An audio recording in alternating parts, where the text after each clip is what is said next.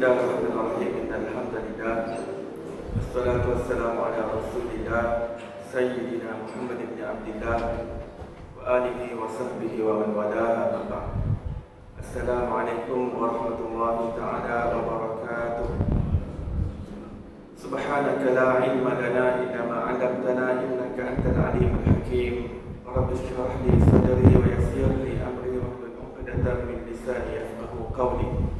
اللهم انفعنا بما علمتنا وعلمنا الذي ما ينفعنا اللهم فقهنا في الدين وعلمنا التأويل اللهم إنا نسألك علما نافعا ورزقا واسعا ونعوذ بك من علم لا ينفع ومن قلب لا يخشع اللهم افتح علينا فتوح العارفين وارزقنا فهم النبيين وحفظ المرسلين وإيمان المتقين يا أرحم الراحمين اللهم افتح علينا فتحا قريبا يا فتاح يا عليم اللهم افتح علينا في علوم العقلية والنقلية بجاه سيدنا ومولانا محمد خير البرية صلى الله عليه وسلم. Alhamdulillah Rabbil Alamin. Alhamdulillah, segala puji bagi Allah Subhanahu Wa Taala yang mana dengan rahmat dan kasih sayangnya kita dihimpunkan di dalam rumahnya dengan dalam jemputan dan undangan daripada Allah Subhanahu Wa Taala kepada setiap daripada individu yang berada di dalam masjid ini. Ini adalah suatu pilihan daripada Allah Subhanahu Wa Taala untuk berada di sebaik-baik tempat di dalam sebuah taman, di sebuah perkampungan, di sebuah kota, seperti mana hadis Rasulullah sallallahu alaihi wasallam menyebutkan ahabbul biladi ila Allah masajiduha. Tempat yang paling dikasihi oleh Allah Subhanahu Wa Taala dalam sesuatu kampung itu ataupun di dalam sesuatu bandar ataupun dalam sesuatu kota, masajiduha adalah masjid-masjid yang dibinakan di dalamnya. Itu adalah tempat yang paling dikasihi dan dicintai oleh Allah Subhanahu Wa Taala kerana di dalamnya manusia beriktikaf, di dalamnya mengerjakan perintah Allah Subhanahu Wa Taala dengan berjemaah seperti mana yang dituju ajar oleh Rasulullah sallallahu alaihi wasallam. Di dalamnya ada majlis-majlis ilmu yang diadakan, di dalamnya ada pertemuan untuk menguatkan ukhuwah Islamiah, silaturahim, kenal mengenal antara satu sama lain kerana Allah Subhanahu Wa Taala, duduk kerana Allah Subhanahu Wa Taala, bersama dalam majlis kerana Allah Subhanahu Wa Taala, dan mencintai antara satu sama lain semata-mata kerana Allah Subhanahu Wa Taala. Dalam sebuah hadis Rasulullah sallallahu alaihi wasallam bersabda bahawa Allah Subhanahu Wa Taala berfirman, hadis kursi, wajabat mahabbati alayya, wajabat mahabbah alayya, al-mutajalisina fiyya, al-mutahabbina fiyya. Telah wajib ke atasku, kata Allah SWT, untuk mencintai kepada siapa? Kepada orang yang duduk di dalam majlis. Mereka yang saling duduk di dalam majlis semata-mata kerana Allah SWT. Mereka yang saling berjumpa ziarah menziarahi, wal-mutazawirina fiyya.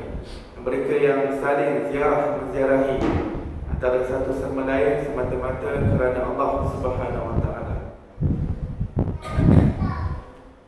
Dan mereka yang berjumpa antara satu sama lain, yang perkenalan antara satu sama lain kerana semata-mata cinta kepada Allah Subhanahu Wa Taala, maka Allah Subhanahu Wa Taala mengatakan wajib untuk aku mencintai mereka itu.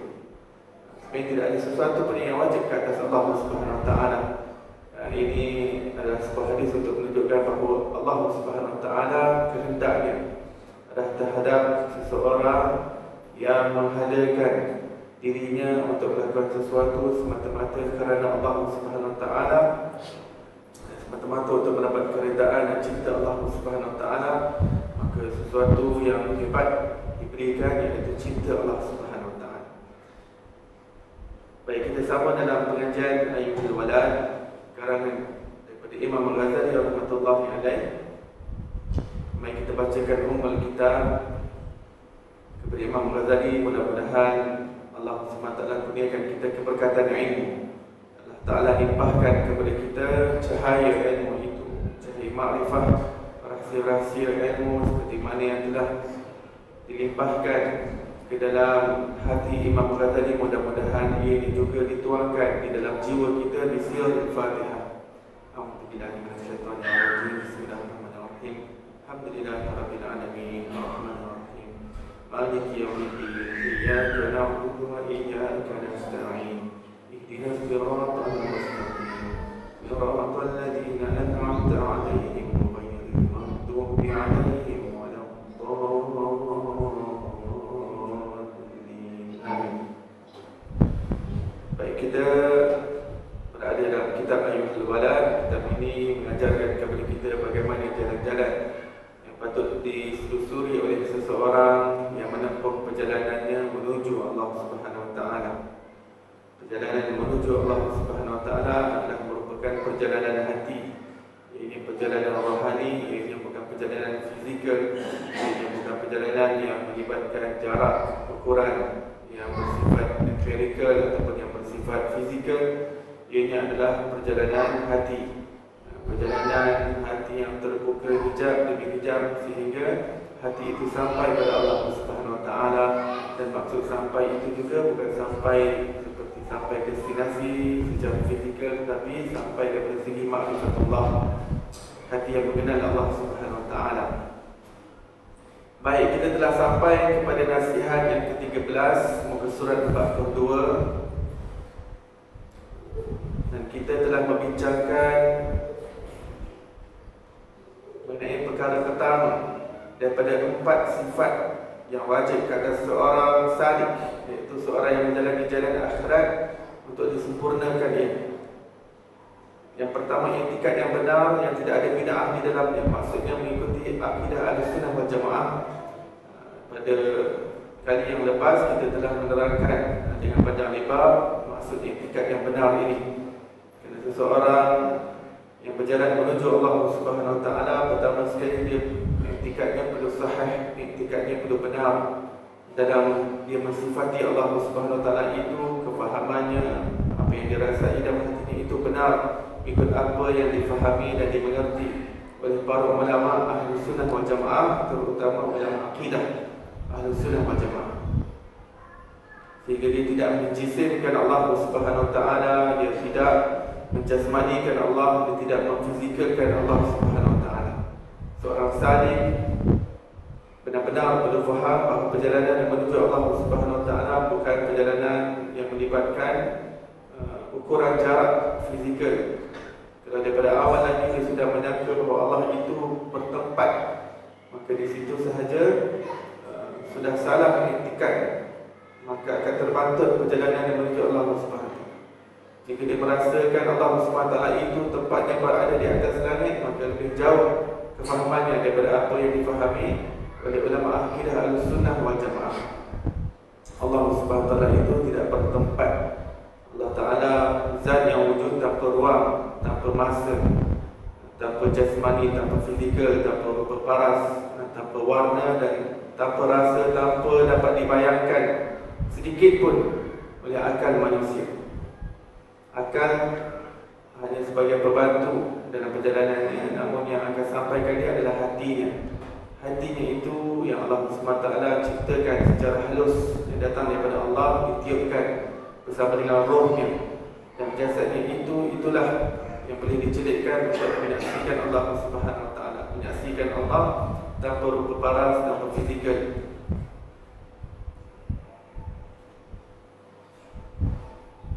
Dan jika i'tikadnya mengatakan Allah bertempat di langit, adalah lebih jauh lagi. Bagaimana dia hendak pergi dekat dengan Allah Subhanahu Wa Taala hingga awal-awal lagi, i'tikadnya sudah salah. Begitu jauh diletakkannya Allah Subhanahu Wa Taala di petala langit yang ke-7, di atas arasy Allah Subhanahu Wa Taala. Dan lebih parah lagi apabila dia menyangka Allah itu duduk di atas arasy setelah dia menciptakan makhluk yang bernama arasy. Allah Subhanahu Wa Taala wujud sebelum arasy tercipta.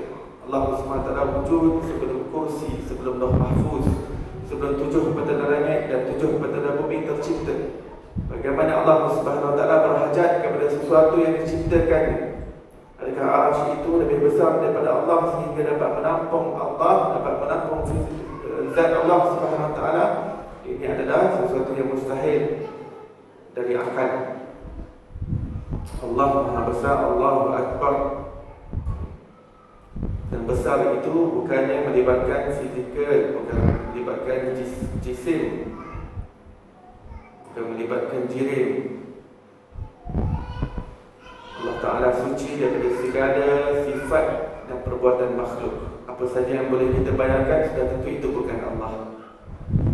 Apa sahaja yang diimajinasikan oleh akal manusia, itu bukan Allah. Itu khayalan. Itu kadang-kadang mainan syaitan. Allah itu tidak dapat dibayangkan, tidak dapat diimajinasikan, tetapi dapat dirasai. Dan dirasai itu adalah dengan hati yang jernih, hati yang bersih, setelah ditabus dengan akal yang betul, dengan itikad yang betul, itikad yang sahih, akidah Ahlussunnah wal Jamaah. Dapat dirasai kedekatan Allah, dapat dirasai kehampiran Allah. Dan kedekatan dan kehampiran itu juga, seorang itu jauh atau mendekat dengan Allah, tidak melibatkan fizikal, tidak melibatkan jasmani. Sekali lagi, ianya adalah hati dan hati manusia. Bila sahabat bertanya kepada Rasulullah SAW, wahai Rasulullah, adakah Allah Ta'ala itu jauh sehingga kami perlu berjerit kepadanya, atau Allah Ta'ala itu dekat sehingga kami perlu berbisik-bisik kepadanya? Maka turun ayat Al-Quran, wa idza sa'alaka ibadi anni fa inni qarib. Wahai hamba, wahai kekasihku Muhammad, apabila hamba-Ku datang kepadamu dan bertanya kepadamu perihalku, dan katakan kepadanya fa inni qarib, aku dekat dengannya, aku hampir dengannya. Allah Subhanahu wa ta'ala berfirman dalam ayat yang lain, wa huwa ma'akum aina ma kuntum. Allah bersama dengan kamu di mana sahaja kamu berada. Merasakan kebersamaan Allah Subhanahu wa ta'ala, itulah perjalanan kita di sini. Yang maksud majlis kitab seperti ini dibukakan untuk merasai kebersamaan Allah, untuk merasai kedekatan Allah Subhanahu wa ta'ala. Dalam surah Qaf, Allah SWT berfirman, wa nahnu aqrabu ilaihi min hablil warid. Aku lebih dekat dengan hamba-Ku, lebih dekat daripada urat leher dengannya. Maka demikian tugas para ulama Murabi adalah untuk membawa hamba-hamba Allah SWT merasai kedekatan Allah SWT dengan banyak mengingati Allah SWT, dengan ilmu yang benar, dengan ilmu yang sahih, lagi bersanad, yang berantaian sehingga kepada Rasulullah SAW, yang dengan cahaya itu kita akan nampak jalan untuk menuju Allah SWT.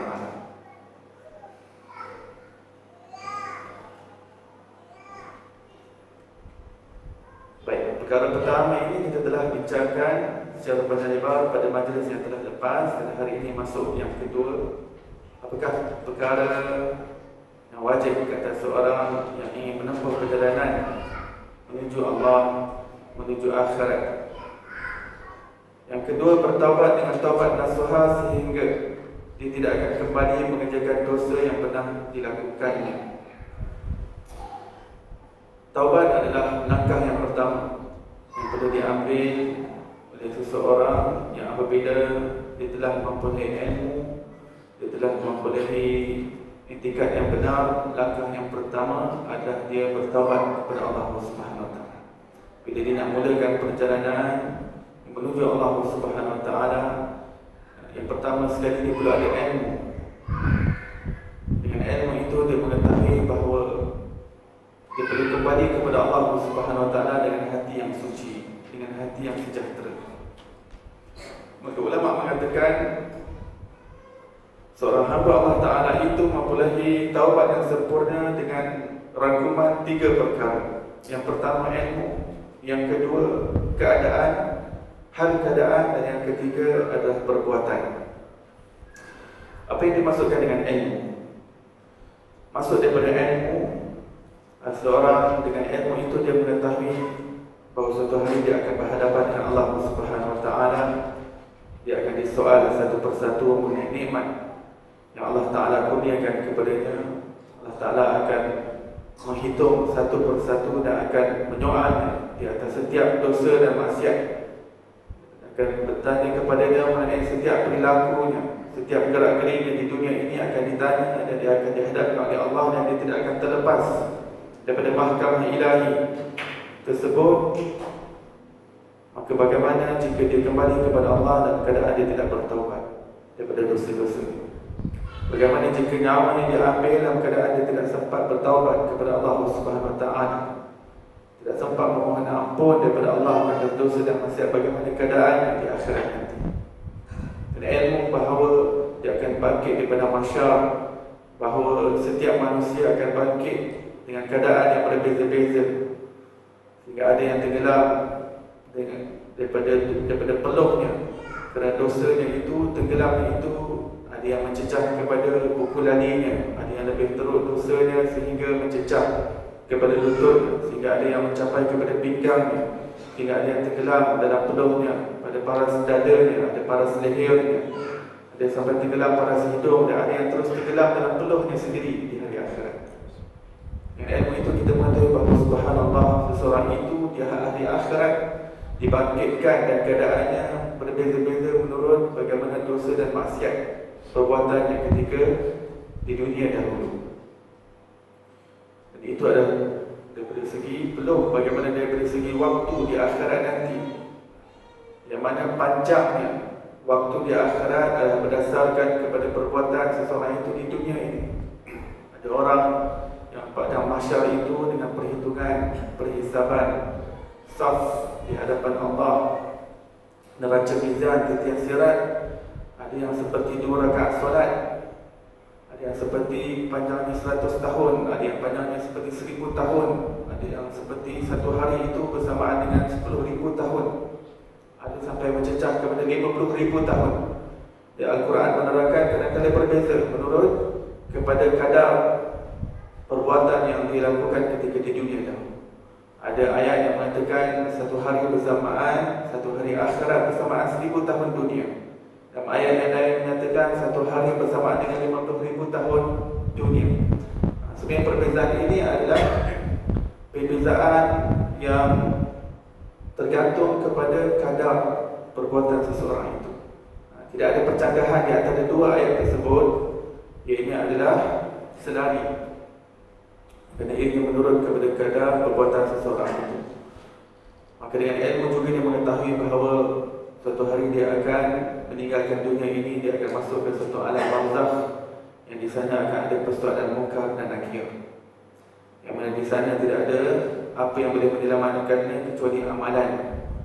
Jika seseorang itu dengan dia kembali ke alam barzakh dalam keadaan dosa dan maksiat, Rasulullah SAW mengatakan akan sukar kehidupannya di alam barzakh tersebut untuk menjawab persoalan dan munkar dan nakir, sehingga lidahnya keluh walaupun dia sudah hafal semua jawapannya, sudah terbocor soalan kubur itu, tetapi oleh kerana di dalam kubur itu untuk menjawab bukan dengan hafalan kita, tetapi dengan iman kita, iman dan amal soleh yang membantu kita untuk menjawab persoalan munkar dan nakir. Siapa yang tidak tahu Allah itu Tuhan kita, tapi masalahnya yang menjawab itu bukan dengan hafalan, bukan dengan lidah, tapi amalan kita, iman kita yang membantu kita, iman dan amal soleh. Siapa Nabi kita, apakah agamamu, apakah imammu. Dan kita keseorangan dalam alam barzakh, dalam kubur tersebut, sehingga Rasulullah SAW mengatakan disebabkan dosa-dosa seseorang, maka kuburnya itu bertukar menjadi satu lembah, satu lubang daripada lembah neraka Allah Subhanahu Wa Taala, dan ianya akan menghimpit orang tersebut sehingga berceragah dan juga bercantum tulang rusuknya, dan api akan menyala-nyala di dalam lubang kuburnya. Akan didatangkan lipat, kalajengking, binatang-binatang yang berbisa, ular dan sebagainya. Ini adalah disebabkan dosa-dosa yang dilakukan.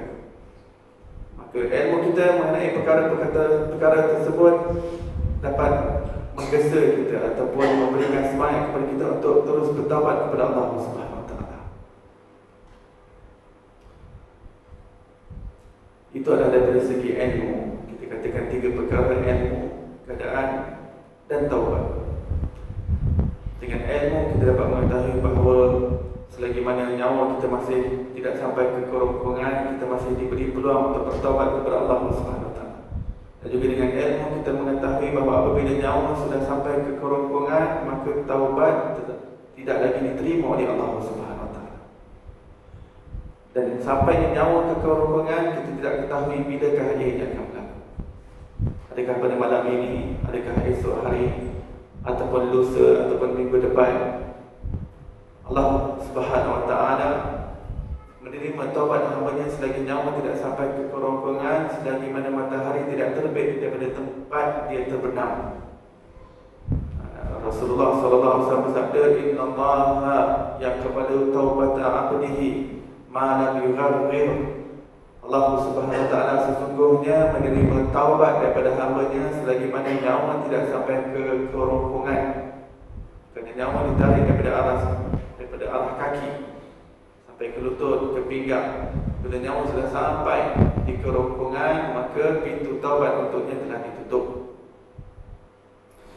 Dan demikian apabila matahari terbit daripada barat, maka pintu taubat telah ditutup oleh Allah SWT. Seorang yang mengetahui mengenai ilmu tersebut, dia melihat bahawa subhanallah, sekarang ini Allah SWT masih memberi peluang kepada aku, ya Allah, aku ingin bertobat kepada-Mu, ya Allah.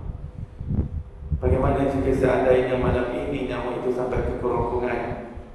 Apabila soal itu mendapat tahu ilmu bahawa Allah Ta'ala boleh menarik nyawa seorang manusia itu pada bila-bila masa yang dikehendaki oleh Allah Subhanahu Wa Taala, di tempat mana sahaja yang dikehendaki oleh Allah Subhanahu Wa Taala. Bagaimana keadaan yang dikehendaki oleh Allah Subhanahu Wa Taala, adakah di atas katil, ataupun di dalam rumahnya, ataupun di luar rumah, ataupun di dalam kenderaan, ataupun di luar kenderaan, semuanya di dalam ilmu pengetahuan Allah Subhanahu Wa Taala. Apabila seorang memiliki ilmu bahawa dia itu boleh ditarik nyawanya daripada jasadnya, dan dia boleh meninggalkan dunia ini dalam sekelip mata seperti mana yang dikehendaki oleh Allah, apabila ajalnya tiba, maka ini akan membuatkan dirinya terasa motivasi ataupun mendapat kekuatan untuk terus bertaubat kepada Allah Subhanahu Wa Taala. Kerana peluang itu dia tidak tahu sampai bila dia akan kekal, dia akan bersama, sampai bila peluang itu akan bersama dengannya. Manusia menyangka bahawa dia akan hidup sampai ketua, tapi ramai manusia ketika usia mudanya telah ditarik oleh Allah Subhanahu Wa Taala, usia mereka, umur mereka.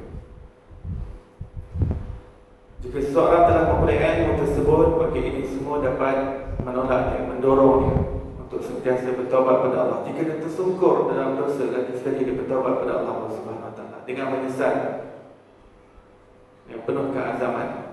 Baik, yang kedua, hal keadaan ini adalah hal keadaan hatinya.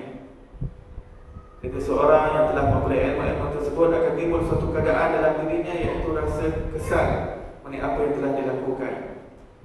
Akan timbul rasa keadaan hatinya. Apabila kita sebut keadaan, ini adalah suasana hati, keadaan jiwanya.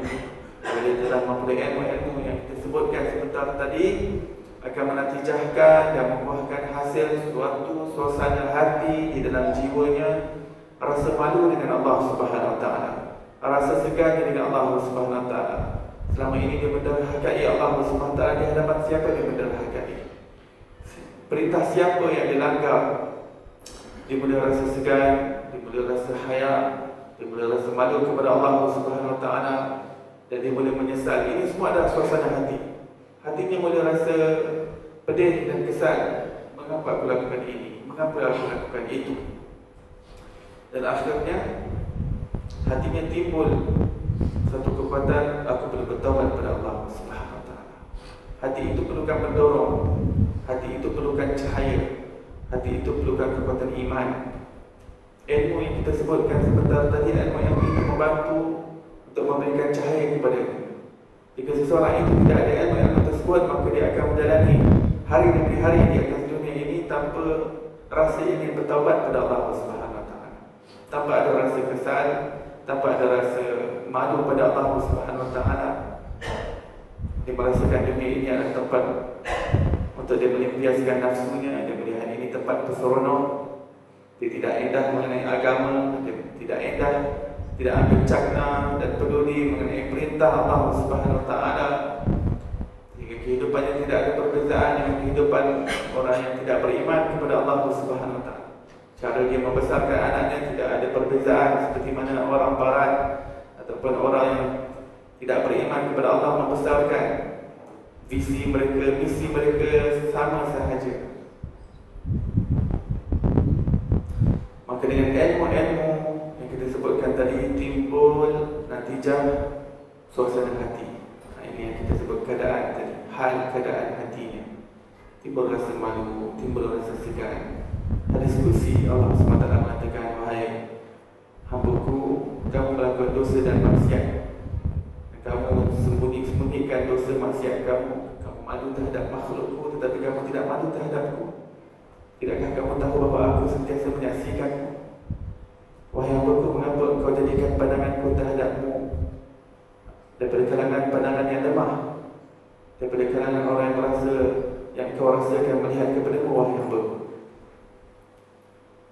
Allah Ta'ala bertanya dalam hadis kursi ini, mengapa kamu menganggap pandangan-Ku yang lemah, padahal aku yang maha menyaksikanmu?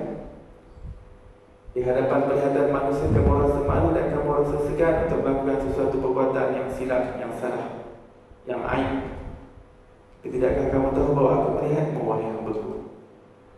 Tidakkah kau sedar bahawa aku menyaksikanmu dalam keadaan terang, dalam keadaan gelap, dalam keadaan khalayak ramai, dalam keadaan kamu bersunyi diri, dalam keadaan kering, dalam keadaan basah?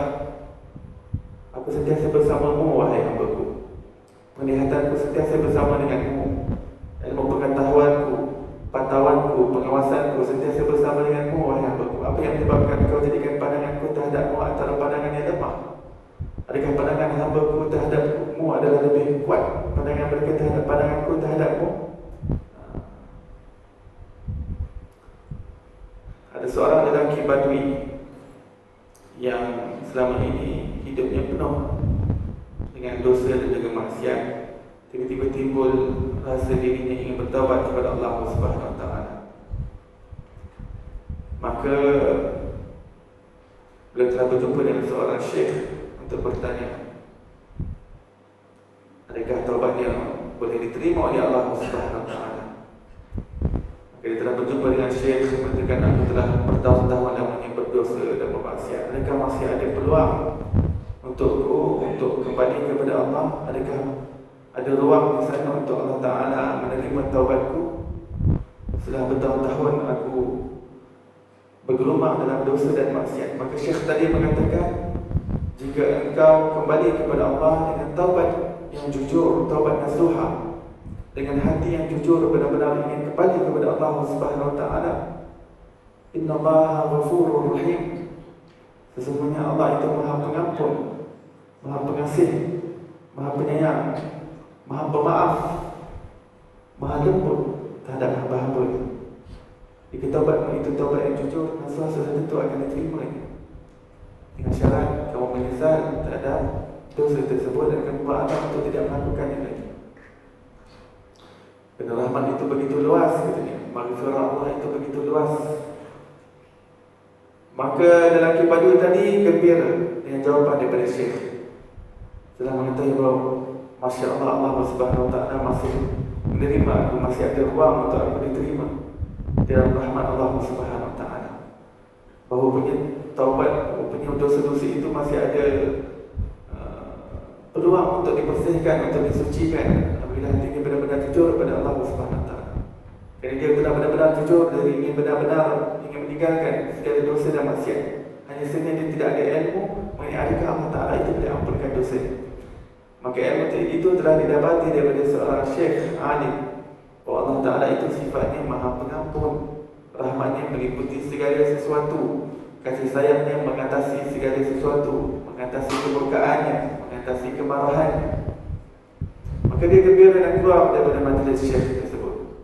Tidak lama kemudian dia kembali dengan suatu bentuk kerusingan dan juga kerisauan. Maka syekh tadi mengatakan, kenapa kamu kembali?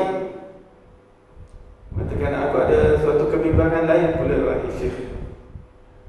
Mengapa jika kamu benar-benar jujur, taubat insya-Allah akan diterima? Benar syekh, ilmu itu telah aku dapatkan sebentar tadi,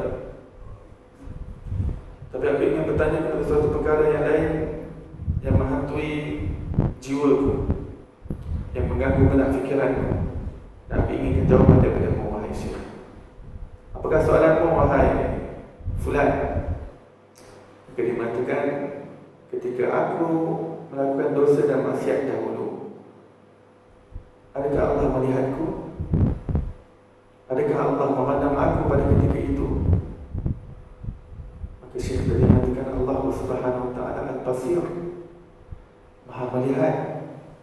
Asy-Syahid, Maha menyaksikan segala sesuatu. Adakah perbuatan aku dahulu disaksikan Allah?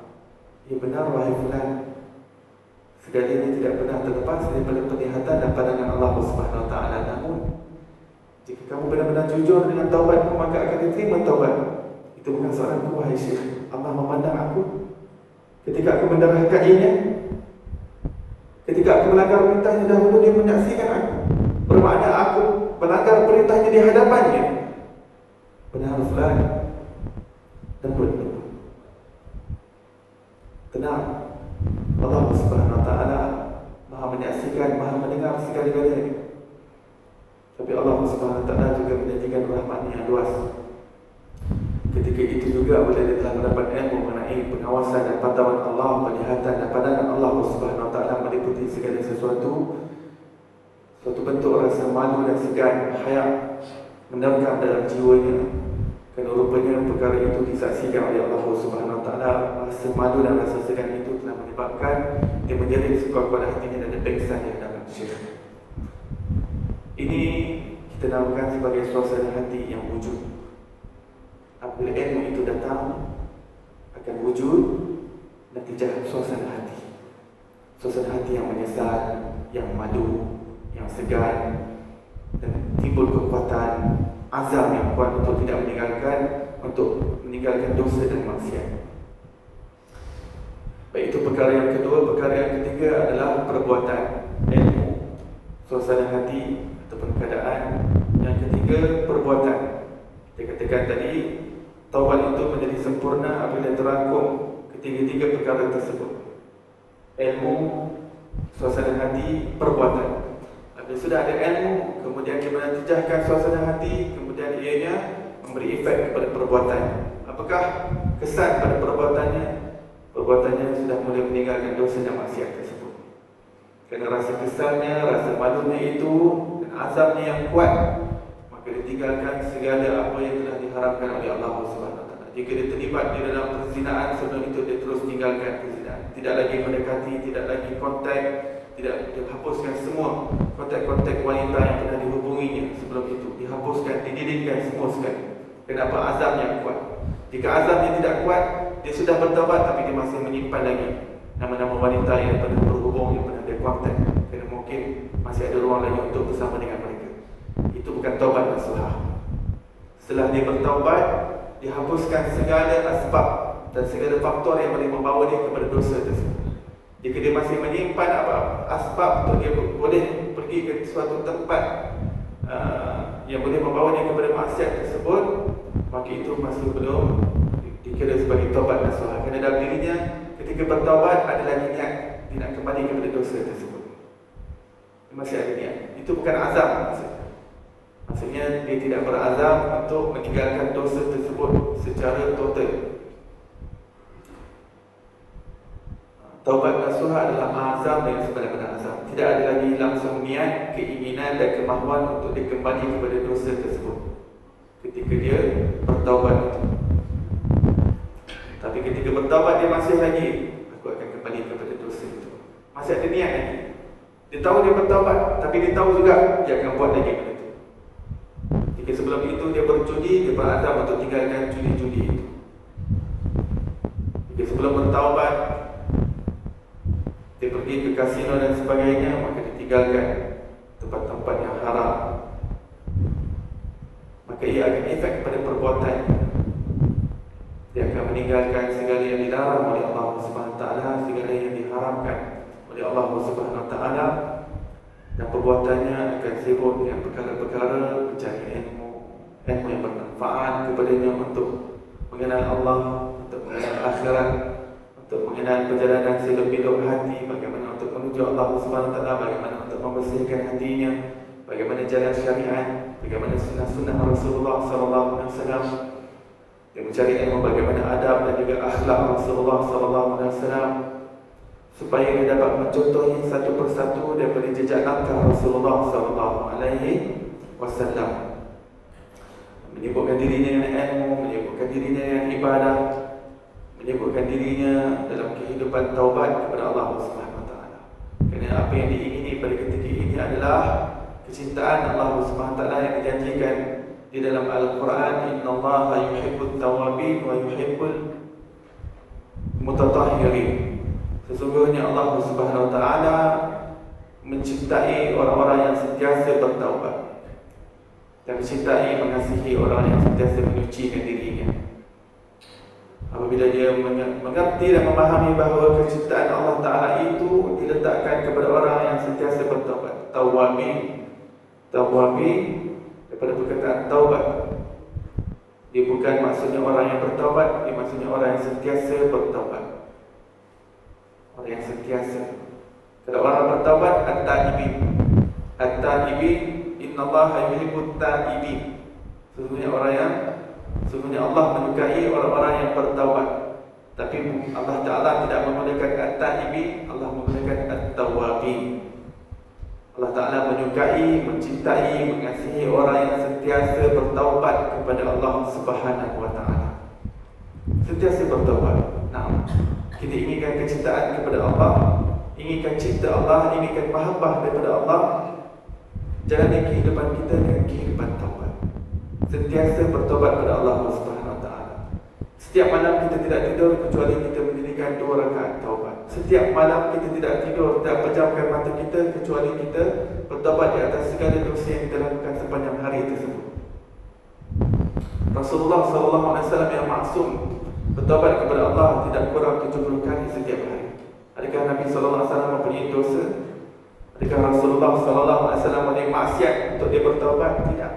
Tapi Allah janjikan cintanya kepada orang yang bertaubat. Sentiasa bertaubat. Sentiasa.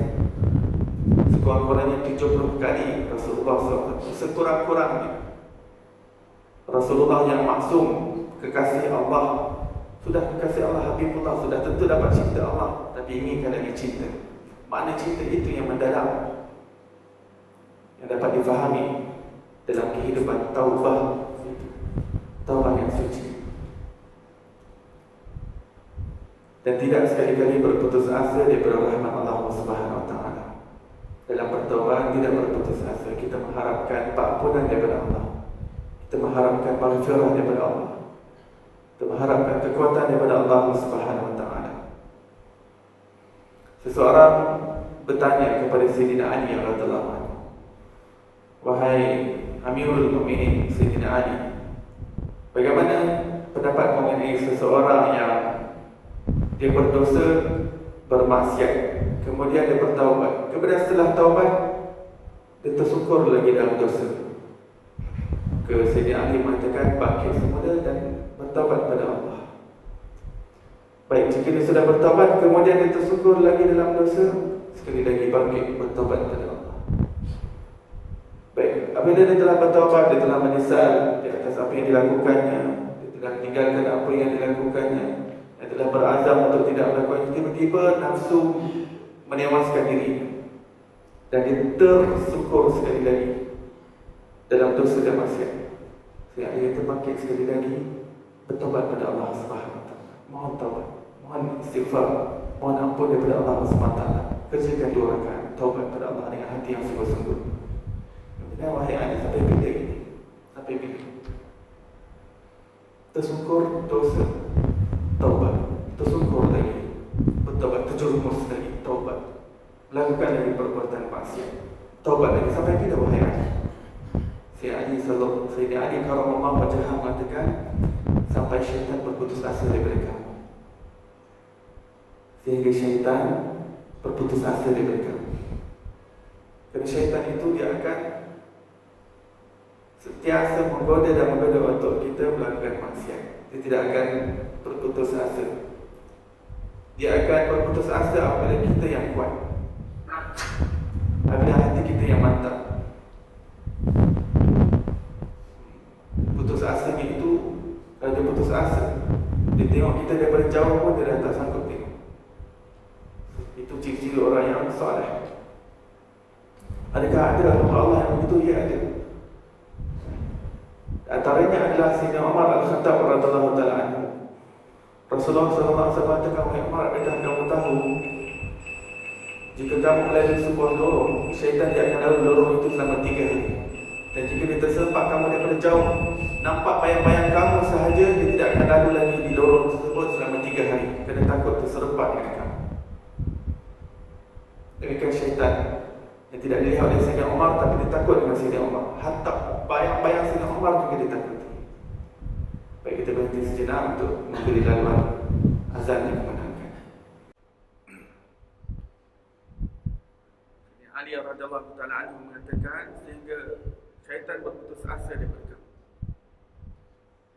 Maka maksud daripada hadis ataupun perjumpaan lelaki tadi, pertanyaan dengan Sayyidina Ali radhiyallahu ta'ala anhu, bukan bermakna seorang itu perlu terus-menerus melakukan dosa dan maksiat. Kerana seorang mukmin yang benar itu dia bukan sengaja melakukan dosa.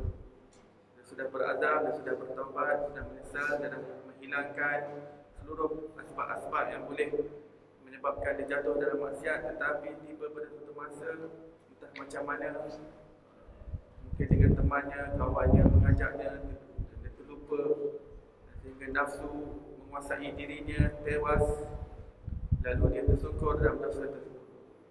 Dan kemudian dia cepat-cepat bangkit untuk bertaubat kepada Allah Subhanahu Wa Taala. Ini yang dimaksudkan. Jika dia sedang bertaubat, sedang bertaubat itu dia berniat bahawa dia ingin melakukan dosa dan maksiat, itu bukan taubat yang betul. Dan dengan dosa-dosa itu, apa yang diingini oleh syaitan bukan hanya sekadar dosa. Kerana syaitan tahu dosa-dosa ini boleh diampunkan oleh Allah Subhanahu Wa Taala. Rahmat Allah begitu luas. Tapi apa yang syaitan cuba adalah supaya manusia itu berputus asa daripada rahmat Allah Subhanahu Wa Taala. Dia melakukan dosa, dia mengajak dosa sampai dia rasa dirinya sudah mungkin dia ini dilahirkan sebagai seorang pendosa. Sudah mungkin dia tidak ada harapan lagi untuk masuk ke dalam syurga Allah Subhanahu Wa Taala. Sudah mungkin dia ini sudah tergolong tersenarai daripada kalangan ahli celaka, orang yang akan menerima buku catatan yang tangan kiri di hari akhirat. Mungkin sudah dia memang ditakdirkan untuk menjadi pendosa. Di situ datangnya putus asa daripada rahmat Allah Subhanahu Wa Taala. Itu yang diingini oleh syaitan. Apa yang diingini oleh syaitan, dua perkara yang paling besar bersama ada. Dia berputus asa daripada rahmat Allah dengan tersungkurnya berkali-kali dalam dosa itu. Dan kedua, ataupun dia merasa aman daripada azab Allah. Dia melakukan dosa sehingga dia merasa aman. Tak apa, Allah Maha Pengampun, buat dosa lagi. Tak apa, Allah Maha Pengampun, dosa lagi. Tak apa, Allah Maha Penyayang, Maha Pengasih. Wal-ajizu man ittaba'a nafsahu wa hawaha wa tamanna 'ala Allah. Rasulullah SAW bersabda dalam hadis yang sahih bahawa orang yang bodoh itu adalah orang yang menurut hawa nafsunya melakukan perbuatan dosa dan maksiat dalam keadaan dia mengharapkan daripada Allah Subhanahu Wa Taala. Harap keampunan Allah. Tak apa aku dosa maksiat, tak apa minum, Allah Maha Pengampun. Tak apa zina, Allah Maha Pengampun. Tak apa riba, Allah Maha Pengampun. Ini Rasulullah SAW sifatkan orang yang bodoh kerana bagaimana jika Allah Ta'ala menarik nyawanya ketika dia melakukan dosa dan maksiat tersebut tanpa sempat dia bertaubat kepada Allah Subhanahu Wa Taala. Maka syaitan itu ingin seorang itu berdosa dan berdosa sehingga dia berputus asa daripada rahmat Allah, sehingga dia merasakan dia tidak ada peluang untuk syurga Allah Subhanahu Wa Taala. Ataupun supaya sampai dia merasa aman, kerana dalam putus asa dia merasa aman daripada azab Allah. Sudah, aku mungkin ahli syurga, tak apa terus berdosa, Allah Maha Pengampun, Allah Maha Penyayang, rahmat Allah meliputi segalanya. Yang ini masalahnya dia rasa dia sudah ahli syurga, pun silap juga. Yang satu tadi dia rasa diri ini sudah ahli neraka, putus asa, silap. Keadaan yang kedua, dia merasa diri ini sudah ahli syurga, pun silap juga. Jadi apa yang patut berada dalam jiwanya iaitu raja dan khauf, takut dan harap. Kedudukannya perlu berada dalam hati setiap jiwa. Bukan hanya berharap sehingga dia merasa aman daripada azab Allah, dan jangan sampai dia terlalu takut sampai dia berputus asa daripada rahmat Allah. Tetapi di dalam takut itu ada harap, dan di dalam harap itu ada takut. Kedua-duanya perlu ada. Dan seseorang itu meniti ketiga di sisi Allah Subhanahu Wa Taala, dia perlukan dua kebab. Kedua itu adalah rasa harap dan juga rasa takut kepada Allah Subhanahu Wa Taala. Tidak berputus asa daripada rahmat Allah. Allah yang menjaga kita, Allah yang memelihara kita, dan sentiasa melihat penjagaan dan pemeliharaan Allah Subhanahu Wa Taala itu sentiasa bersama kita, akan membuatkan kita sentiasa bertaubat kepada Allah Subhanahu Wa Taala. Allah masih memberi rezeki kepada kita, Allah masih jaga kita. Pada suatu ketika seorang wali Allah Subhanahu Wa Taala 1000 tahun, 1200 ataupun 1200 tahun yang lepas, hidup seorang wali Allah daripada Mesir bernama Zunnun al-Misri rahmatullah alaih. Suatu ketika beliau dalam perjalanan safarnya di tepi sungai, menelusuri sungai Nil, tiba-tiba beliau ternampak seekor kalajengking di tepi sungai tersebut keluar daripada lubang menuju terus ke tebing sungai. Dan Zunnun al-Misri mengikuti kalajengking tersebut, mana dia nak pergi. Sampai ke tebing sungai, tiba-tiba Zunnun al-Misri rahmatullah alaih melihat ada seekor katak yang sedang menunggunya. Kisah ini diriwayatkan oleh Imam Yafi'i dalam kitabnya Rawdatul Rayyahin, kitab yang masyhur mengisahkan mengenai kisah orang-orang saleh yang terdahulu oleh Imam Yafi'i. Maka apabila kalajengking tersebut sampai di tebing sungai, Zunnun al-Misri melihat katak sedang menunggunya.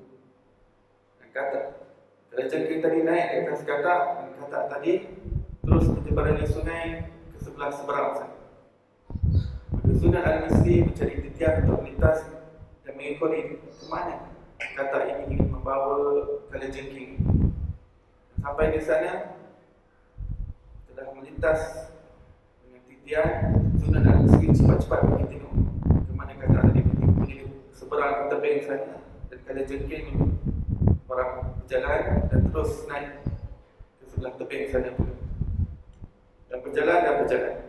Zunnun al-Misri daripada belakang tengok ke mana kalajengking nak pergi. Tiba-tiba dia menuju kepada sebuah pokok, yang mana di bawah pokok tersebut ada seorang lelaki yang sedang tidur dalam keadaan mabuk. Botol arak masih ada di tangannya. Zunnun al-Misri melihat apa yang nak dilakukan oleh kalajengking terhadap orang yang tidur dalam derhaka kepada Allah Subhanahu Wa Taala.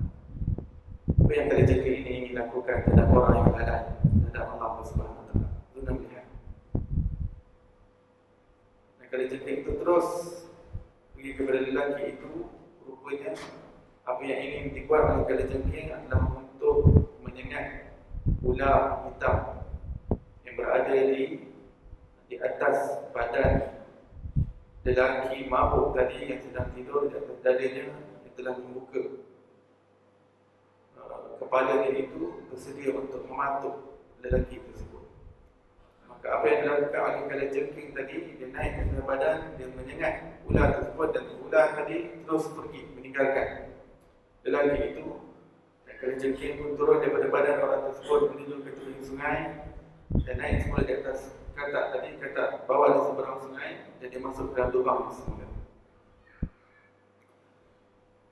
Maka Zunnun al-Misri yang melihat daripada awal kejadian tadi, dia yang mengikuti dan melihat apa yang berlaku, dan mengatakan dalam madah, wahai fulan yang tidur dalam keadaan alpa dan lalai terhadap Allah, Zat yang sentiasa mengawasi kamu, sentiasa memelihara kamu, tidur dalam keadaan mabuk terhaka kepada Allah, tetapi pemeliharaan dan penjagaan Allah sentiasa bersama dengan kamu.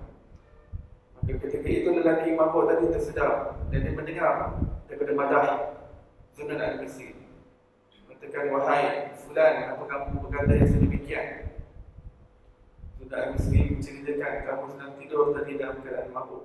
Aku melihat ada seekor kalajengking yang datang daripada seberang sungai sana menuju kepadamu untuk menyengat seekor ular yang sedang ingin mematuk kamu. Oleh kerana sengatan daripada kalajengking tersebut, ular tadi pergi beredar daripada kamu, dan kalajengking masuk ke dalam lubang semula. Dan aku ajaib melihat bagaimana pemeliharaan dan penjagaan Allah Subhanahu Wa Taala terhadap kamu, hamba-Nya, walaupun kamu tidur dalam keadaan maksiat dan juga dosa. Maka pada ketika itu datang rasa keinsafan, kesedaran yang mendalam di dalam hati pemuda mabuk tadi. Dia telah tersedar daripada apa yang dia lakukan dan mengatakan, Ilahi, wahai Tuhanku, hadza fi'luka biman asaq, fa kaifa fi'luka biman yuti'uk. Wahai Allah, wahai Tuhanku, ini adalah layananmu terhadap orang yang bermaksiat kepadamu. Demikian ini adalah layananmu, penjagaanmu, pemeliharaanmu terhadap orang yang bermaksiat dan berdosa kepadamu. Fakaifa fi'luka biman yuti'uk, fakaifa rahmatuka biman yuti'uk. Bagaimana layananmu dan juga rahmatmu terhadap orang yang sentiasa melakukan ketaatan kepadamu, wahai Allah. Dan pada ketika kita mengatakan, wahai fulan, pemuda terhangga dari mengatakan pada Zunan al-Misri. Zunan al-Misri adalah seorang syekh, seorang alim, tapi tidak dikenali oleh beliau.